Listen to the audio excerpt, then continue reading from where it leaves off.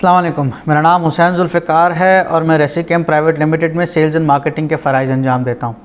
आज की इस प्रेजेंटेशन में हम wall insulation system using EPS sheets, जिसे सादा ज़बान में थर्मोपोर भी कहा जाता है, और इस सिस्टम को EIFS भी कहा जाता है, जिसका मतलब है external insulation finishing system. To start off with, सबसे पहले स्टेप में जो भी हमारी मेसनरी या कंक्रीट की सरफेस होती है उसको लेवल में लाना बहुत ज़रूरी होता है। तो मेसनरी और कंक्रीट की सरफेस को लेवल में लाने के लिए हम रेकमेंड करते हैं कि बेस प्लास्टर, रेसी प्लास्टर एंड 120 से कर लिया जाए। अगर किसी वजह से रेसी प्लास्टर एंड 120 इम्प्लीमेंट नहीं हो सकता तो नॉर्मल सीमेंट सैंड का भी प्लास्टर भी अप्लाई किया जा सकता है, जो कि बेहतर रेशो में हो, जिसकी स्ट्रेंथ अच्छी हो। और वो बेसिकली लेवल में जब एक दफ़ा प्लास्टर हो जाता है तो उसके बाद हम अपने सब्सिक्वेंट स्टेप्स की तरफ प्रोसीड कर सकते हैं। सेकेंड स्टेप में जब हमारा बेस प्लास्टर हो जाए तो जो EPS शीट है, थर्मोपोर की शीट है, उसे हम रेसी इंसुफिक्स 200 से दीवार की सरफेस पे ग्लू कर सकते हैं, जोड़ सकते हैं। रेसी इंसुफिक्स 200 को इस्तेमाल करने के लिए वही तरीका है जो किसी भी नॉर्मल टाइल एडिसिव को इस्तेमाल करने का तरीका है। रेडी टू यूज़ फॉर्म में आता है। बैग खोला, पानी मिलाया, हमने जो वॉल की सरफेस है उस पर हमने नॉच ट्रॉवल से सीधी सीधी इसकी लाइनें बना के हमने बिल्कुल रेसी इंसुफिक्स 200 की सीधी लाइनें बनाने के बाद EPS की जो शीटें हैं उनको दीवारों पर हमने ग्लू कर लिया। नाउ वंस जब EPS की शीट को हम ग्लू करेंगे, मेक श्योर करेंगे कि दोनों के दोनों जॉइंट्स जो हैं वो जितने ज़्यादा नज़दीक हो सकें या जितने ज़्यादा क्लोज टू ईच अदर रह सकें, उतना दोनों शीट को आपस में हमें ग्लू कर देना है।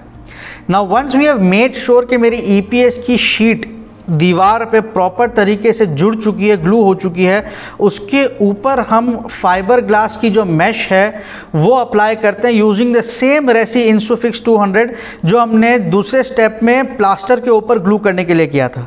तो EPS की शीट के ऊपर फाइबर ग्लास की मैश को ट्रॉवल से प्रेस करके प्रॉपर तरीके से पूरी की पूरी EPS शीट के ऊपर लगा दिया जाता है। यहाँ पे हमें एक चीज़ का ख़ास ख्याल रखना है कि जहाँ जहाँ पे हमारे जॉइंट्स हैं, जॉइंट्स के ऊपर जो फाइबर ग्लास की मैश है उसका जॉइंट ना आए। तो जहाँ पे भी हमारे पास EPS का जॉइंट आएगा वहाँ पे फाइबर ग्लास की मैश जो है वो सेंटर से वो पास थ्रू होगी और उसके ऊपर हमने रेसी इंसुफिक्स का पूरा एडिसिव लगाना है। अब जब एक दफ़ा हमारी दीवार के ऊपर इंसुफिक्स 200 से EPS की शीट लग गई और फाइबर ग्लास की मैश लग गई, फिर हम फिनिशिंग के स्टेज पे आते हैं। अब लेट सपोज हमें इसके ऊपर कोई डेकोरेटिव प्लास्टर करना है तो हम रेसी प्लास्टर एंड 110 4 से 6 mm की थिकनेस के ऊपर ये रेकमेंड कर सकते हैं। या अगर हमें इसके ऊपर किसी किस्म का पत्थर या कोई ऐसी चीज़ लगानी है तो वो हम नॉर्मल किसी अच्छे टाइल एडिसिव से जो रेसिकेम की रेंज में हो वहाँ से इसके ऊपर पत्थर भी लगाया जा सकता है। अगर आपने सरफेस के ऊपर पेंट करना है तो आप 4 से 6 mm का रेसी प्लास्टर एंड 110 लेके उसको प्रॉपर तरीके से फिनिश करके अपना जो प्राइमर और पेंट का जो पूरा प्रोसेस है वो इसकी सरफेस के ऊपर भी लगा सकते हैं। तो अगेन EPS की शीट इटसेल्फ से बहुत अच्छी इंसुलेशन होती है, ड्यूरेबल सोल्यूशन होती है, और अगर पूरा का पूरा सिस्टम सही तरीके से लगाया जाए तो एक बहुत ही इफेक्टिव सिस्टम बनता है। सो अगेन यूजिंग रेसी इंसुफिक्स 200 मेनली फॉर वॉल इंसुलेशन, और अगर 120 का बेस प्लास्टर लगाना चाहे it is a very effective wall insulation system जो इन दो प्रोडक्ट्स या खाली रेसी इंसुफिक्स 200 से भी हम अप्लाई कर सकते हैं। हमें सुनने का बहुत बहुत शुक्रिया। हमारे मुख्तलिफ सोशल मीडिया के प्लेटफॉर्म्स को लाइक कीजिएगा, सब्सक्राइब कीजिएगा। हमारे लायक कोई भी सवाल हो नीचे कमेंट सेक्शन में ज़रूर मेंशन कीजिएगा। थैंक यू वेरी मच और अस्सलाम वालेकुम।